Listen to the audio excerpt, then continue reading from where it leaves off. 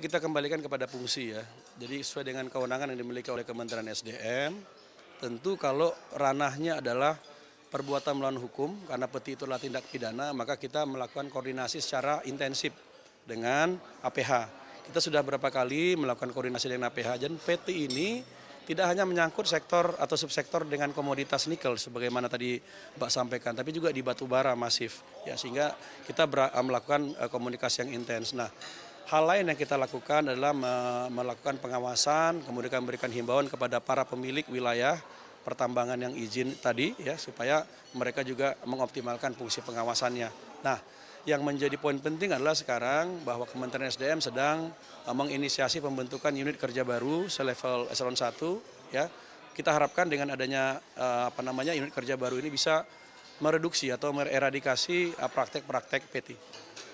Pak, ini kan ada tadi Pak Menteri menyampaikan ada sekitar 2.740-an peti tanpa izin ini. Ini bagaimana sih? Apakah Kementerian SDM mengetahui pengusaha-pengusaha yang memiliki tambang ilegal tanpa izin, baik itu dari nikel, batu bara dan lain sebagainya?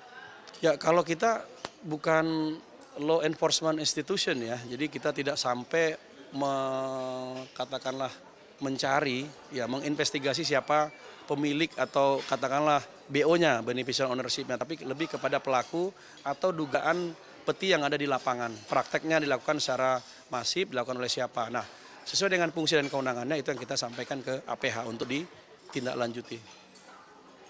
Pak, ini kan untuk bauksit larangannya sendiri akan berlaku pada Juni tahun ini. Namun katanya ini ada 4 pengusaha yang memutuskan, ada beberapa pengusaha yang memutuskan untuk diundur 4 tahun. Ini bagaimana, Pak? Ya, semua boleh saja mengajukan permohonan atau berasumsi dan lain sebagaimana. Saya sudah sampaikan, yang kita pedomani adalah undang-undang.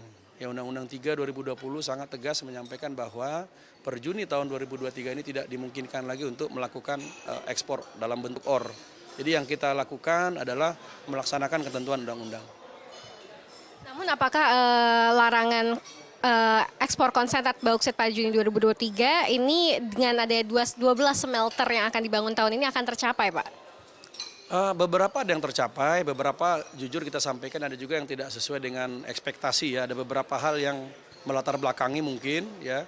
Dan tolong dicermati juga smelter tersebut tidak semua berada dalam koordinasi Kementerian SDM.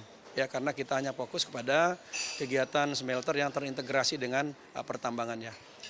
Oke, terakhir Pak, tadi pengusaha yang minta mundur 4 tahun itu ia menyatakan bahwa apabila pemerintah dapat membantu mencarikan investor, maka mungkin akan tercapai di tahun ini. Itu bagaimana reaksi pemerintah terhadap hal ini, Pak? Ya, saya justru bertanya balik, bagaimana dengan fasilitas pemurnian lain yang sudah perform tanpa ada bantuan pemerintah untuk mencarikan investor atau tanpa menunggu mereka mencari investor. Saya justru mempertanyakan komitmen dan keseriusan mereka. Ya, jadi jangan hanya memanfaatkan momentum kebolehan undang-undang untuk mengekspor OR di bawah tahun 2023, tapi lebih kepada komitmen mereka untuk membangun fasilitas pemurnian.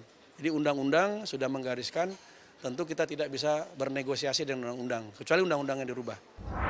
Ya pemirsa, itulah tadi keterangan dari PLH, Direktur Jenderal Mineral dan Batubara Kementerian SDM, yakni M. Idris F. Sihite, terkait dengan peti atau penambangan tanpa izin yang terjadi pada tahun 2022 yang lalu, di mana ada sebanyak 2.700-an penambang ilegal, dan juga terkait dengan implementasi larangan ekspor konsentrat bauksit pada Juni 2023 mendatang.